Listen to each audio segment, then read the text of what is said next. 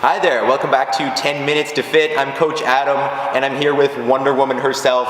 It's Diana. Diana, you want to tell us a little bit about yourself? My name is, Diana. I am 50 years old this year. You wouldn't know it. And I'm a medical rep, so I travel through Eastern Ontario, Northern Ontario, a lot of time in my car, teach fitness part-time, fell in love with CrossFit, and I feel like it's really changed my movement patterns, changed me to be fitter and stronger than I've ever been. So fitness has always been part of my life, but even more so now, I think. Why would you say it's important for you to exercise? Why do you do it? Sanity, stress relief, and I might have a little extra energy compared to most people, so maybe get rid of a little bit so I'm home and calm. Yes. Yes. Just like the dogs, right? You got to burn it off sometimes. Awesome. So we've got a great workout for you today, just on the other side.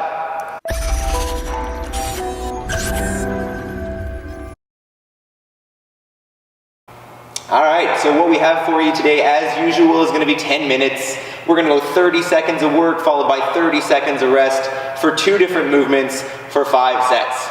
Those 2 movements today are going to be an overhead lunge, and 2 is going to be a mountain climber. So we're going to go through a couple variations of this. Diana's going to give you our demo on this. For the overhead lunge, first option is just going to be a PVC stick or a broomstick or literally just your arms. You're going to keep those arms locked out, take a full lunge forward, touch the back knee to the ground, and alternate. Good, let's see a couple from the side. Notice as she lunges out, she's keeping a nice vertical shin and the weight in that front heel. Let's see one more. Excellent. If you want to make this a little bit more challenging, this is where you can add some load. So, happen to have access to a sandbag, lock that thing out overhead, and same idea. Big step forward, weight in the heel, driving back up, alternating legs. Good. From there, you can go something like a med ball, same idea. Wonderful. Anything that you can hold in both hands is good, like a bumper plate or whatever. If you want to make it, or if you only have dumbbells, this one is a little bit more challenging on the shoulder stabilizers because they're not attached together, as Diana will show. Requires real focus, good core strength the whole time. Excellent. Movement number 2 is going to be our, let's call it the cardio piece for the day, is going to be a mountain climber. So Diana's going to put her hands on the ground, starting basically that plank. She's going to take one foot outside her hands, and then she's going to switch them. And she's going to do that for the whole 30 seconds, switching them, keeping that core nice and tight, trying not to bounce the hips too much. If that's not accessible, or you want to do maybe 15 seconds of that, and that gets pretty hard, and then 15 seconds of a scaled option, you can just elevate your hands. One foot inside. So hands are up on the bench or up on the wall if you need, and you're going to do the same thing. So foot forward and switch. Just a tap of the foot at the front. Excellent. So go ahead, take a minute, get your equipment set up, choose an option for the lunge, and try out those mountain climbers. Click the link below, get your warm-up done, and we'll get that workout started just on the other side. All right, so if you've got your equipment set up and your warm-up done, it is time to get going. As a quick reminder, we're going to go 10 minutes, 30 seconds of overhead lunges, 30 seconds rest, 30 seconds of mountain climbers, 30 seconds rest, 5 times through. Enjoy. We'll start in 10 seconds.